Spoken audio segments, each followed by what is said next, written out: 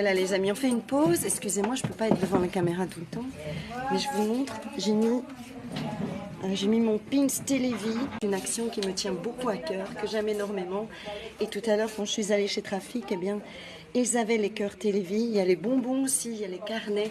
Donc n'hésitez pas, vous faites une bonne action en aidant cette œuvre-là.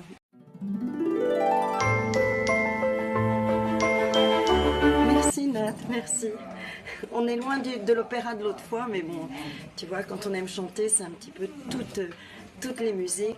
Merci, je vous laisse un peu, j'ai eu très chaud, il fait une chaleur pas possible, mais bon, c'est normal, on est en plein été. Très accablant aussi pour chanter, c'est pas évident, mais bon, je fais de mon mieux. Là, je vais un petit peu me désaltérer, le temps qu'ils vont tous manger un peu de tarte, et puis on revient pour la deuxième partie.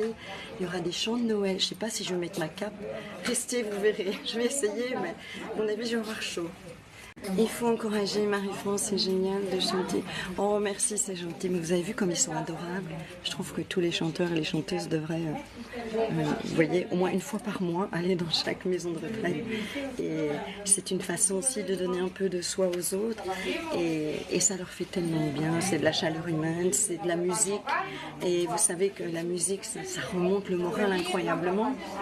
Et je trouve que tout le monde devrait le faire, franchement.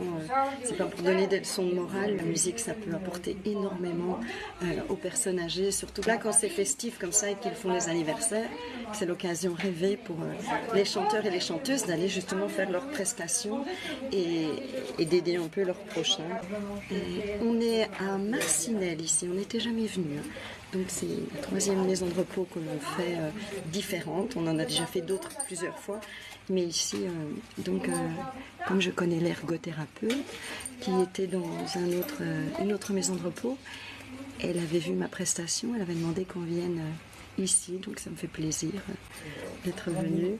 J'essaie d'aller le plus possible partout où on me demande, mais voilà, je fais en fonction aussi de mon emploi du temps et le fait d'élever Anthony, je ne peux pas non plus le laisser de côté, donc j'essaye vraiment d'incorporer ça dans mes activités familiales et de venir mettre chaque fois une prestation de chant pour pouvoir faire plaisir. S'il n'était pas réceptif, voilà, je serais un peu embêtée, mais là, vous voyez, ils collaborent, ils chantent, ils sont très heureux d'entendre aussi des succès de leur jeunesse. Voilà les amis, je vous laisse, je vais bientôt recommencer.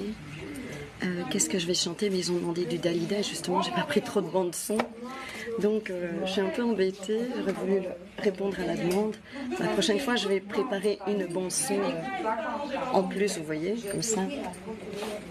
Moi, j'avais un petit programme que j'avais préparé. Il m'avait demandé du Frédéric François. Et je vais recommencer avec une chanson d'Adamo. Et alors, il y aura des chants de Noël aussi. on arrive à la période de Noël, mais bon, voilà, je vais avoir très chaud. C'est pour ça que je rigole, parce que je meurs déjà de chaud ainsi. Et pour chanter, c'est la chaleur qui est le plus terrible pour moi.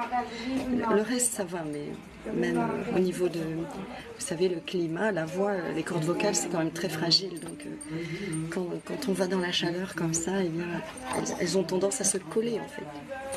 Voilà, donc on ne sait pas faire toutes les notes. C'est pour ça que les chanteurs d'opéra, tout ça, ils chantent dans des espaces vraiment aérés, vous voyez, parce que la chaleur, c'est ce qu'il y a de pire. On y va, les amis.